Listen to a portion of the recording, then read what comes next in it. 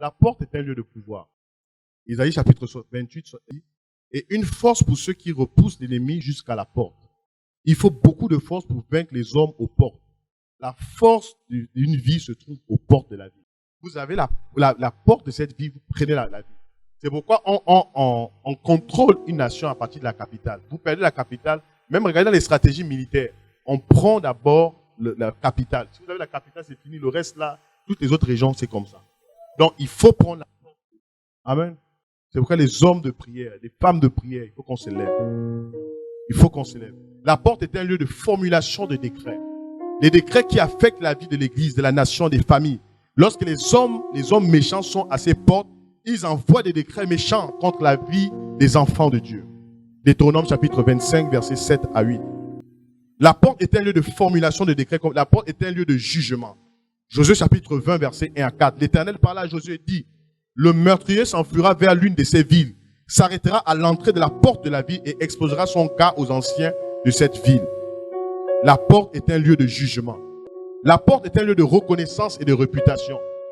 De la même manière, quelqu'un peut être destitué à la porte comme élevé à la porte. Vous savez que Vasti, d'accord, Vasti qui était la femme d'Assyrus dans le livre d'Esther, elle était destituée à la porte. La porte, c'est le lieu où on destitue les gens. Il y a des églises, on a décidé de te fermer, c'est la porte. Le conseil des ministres, on dit, toi, tu fermes, fais trop de bruit, tu n'es même pas là. Mais si tu étais là, et un serviteur lui disait, il y a eu 2 cas dans la parole de Dieu, Job et Michée. Si vous lisez le livre de Michée, il y a eu des cas que le jour où il y a eu le conseil de Dieu, Michée était présent. Le problème de Job, c'était que le jour où il y a eu le conseil, où Satan allait voir Dieu, il était absent. À chaque fois qu'il y a une décision qui doit être prise dans le contexte de la nation, ou même de ta vie, si tu es absent, tu en subiras les conséquences. C'est tout. C'est pourquoi il faut être présent. Mais être présent, ce n'est pas être présent nous-mêmes. Mais les fils que tu vas engendrer seront là où toi tu ne peux pas être.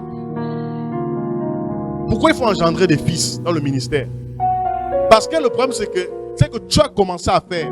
Les fils vont parachever ça.